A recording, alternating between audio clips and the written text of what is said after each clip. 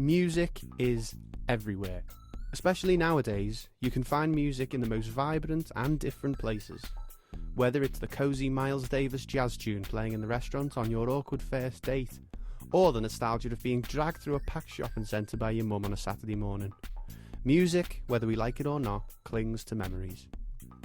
Over the years it's taken many forms, such as Thomas Edison's wax cylinder, Sony's Walkman, or Apple's iPod. Whichever way you choose to consume it, music has a colossal impact on our day-to-day lives. As of today, the so-called popular kid studying at the School of Music Distribution is the streaming service. Services such as Spotify, Apple Music, Amazon, YouTube and more have all made a good attempt at conquering the music industry through their individual streaming services. My name is Stephen Hornby and I'm a music student at the City of Liverpool College. Over the course of this 6-part audio series, I'll be investigating the impact streaming services have had on the music industry, using primary and secondary research that I've conducted into casual music listeners and industry professionals. Streaming's most humble beginnings are usually traced back to 1999, when teenage programmers Sean Fanning and Sean Parker created the file-sharing site Napster, which allowed users to burn songs from CDs onto their home computers and share them via the internet as MP3 files. Dan Ives, managing director of Wedbush Security, states in a YouTube video by CNBC, said, "I don't believe we're talking about streaming music if it's not for Napster and Sean and everything they did."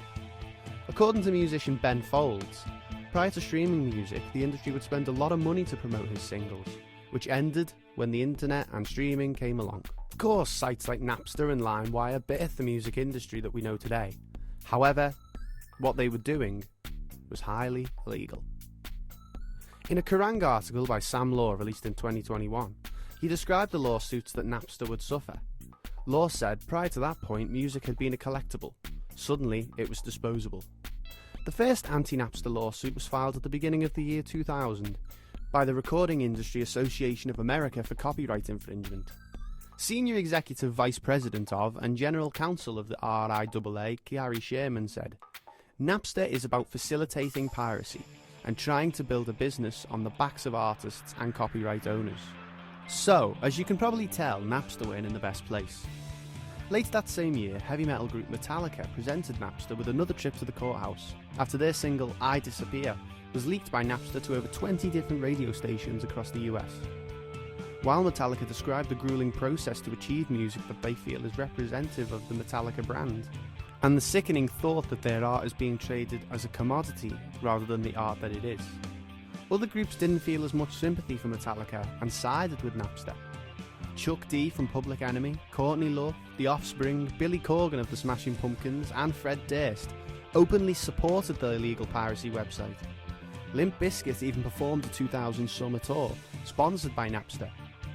Motley Crue's Nikki Sixx commissioned an animated short title named Metallica in a vicious attack on Metallica.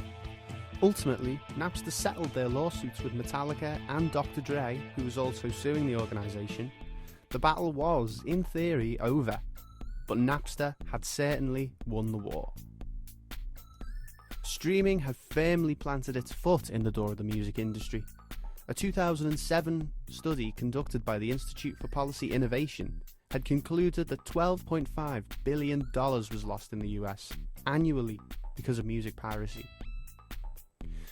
Not that companies hadn't tried to make a legal approach to streaming. In 2003, Apple decided to start selling music digitally on iTunes. When talking about the service, Apple CEO Steve Jobs said, "It's not stealing anymore, it's good karma." Online radio company Pandora also claimed part of the market with over 48 million subscribers by 2010. The elephant in the room, however, is Spotify. As of 2018, Spotify is used in 61 countries and has 159 million active users and a catalogue of over 35 million songs, according to BBC News. But Spotify wasn't always the streaming giant it is today. The Swedish music service began as a humble startup in 2006, founded by entrepreneur and programmer Daniel Ek and businessperson Martin Lawrenson. For this project, I needed a practical source of secondary research, so I decided to use Netflix's 2022 drama series The Playlist, which chronicles a dramatised version of the rise of Spotify to its current stature. Of course, this is a slightly different version of events, as it has been created for entertainment purposes. However, I think Netflix's 223.1 million subscribers as of 2022 speak on behalf of Netflix being a reliable source of information for this project. The series describes the rise of Pirate Bay, an online index of digital media where users could illegally pirate songs. Daniel Ek was a user of Pirate Bay, as the series had no problem showing. Often in the first episode we see Ek illegally downloading music from Pirate Bay.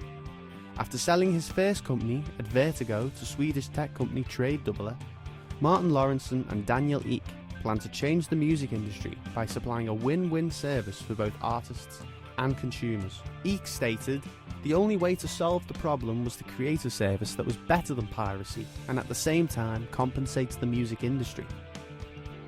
Over the years to come, many other companies would throw their hat into the ring, before American rapper Jay-Z would create his own streaming service, Tidal, in 2014. Artists such as Drake, Frank Ocean and Taylor Swift would sign exclusive music deals with Apple in 2015, marking a striking change in the music industry with major ratifications that I'll be covering in an episode later down the line. To say it simply, and to paraphrase YouTube creator Jacob Christensen, people will always want things for free, but then again, people will financially support artists that they like. I hope you've enjoyed this episode. Join me next time when I'll be interviewing an industry professional on their experiences of streaming and how it affects their business. But until then, thank you for listening, and I'll see you in the next one.